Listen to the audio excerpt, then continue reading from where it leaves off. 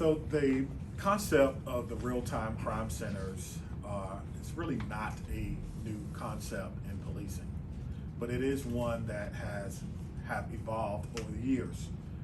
Sometimes it's not great to be first, but it is great to be correct and to get it correct. And I think we have done that. A lot of work has been gone into this particular program, which predates me. A lot of thought has gone into it so that we can deliver some things to our community.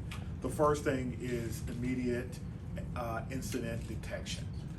People want the police department, they expect the police department to be able to respond quickly, and they want the police department to be able to respond accurately. And we think that this is one tool to help us to do that. We believe, and I've always believed, the mayor believes in data-informed policing, policing that is informed by good and accurate information so that we can provide the best possible service to an amazing community.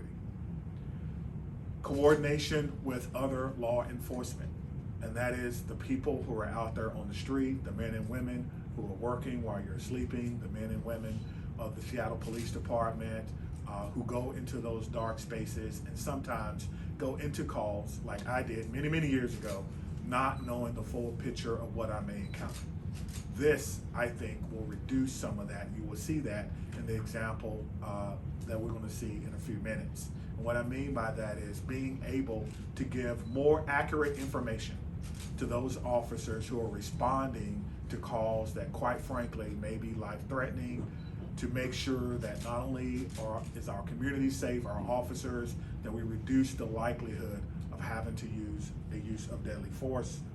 Crime prevention is one of my priorities. You've heard me talk about this again and again and again. I was in my staff meeting this morning talking about this very topic. This is where I stand on public safety. I stand on the side of crime prevention, not just responding to crime after it happens, but we want to ensure that we have less victims than we've had the year prior, as the mayor previously spoke about. And then lastly, support for investigations. We want to make sure that we can support our investigative function. We have a group of detectives who work extremely hard, and they need every piece of information that they can to return property to people who have lost it, to get justice for people who have been hurt, and to make sure that we can help do our part in making our community whole again. And I think that's something that we take a lot of pride and a lot of privilege in, and we need all the tools to do that.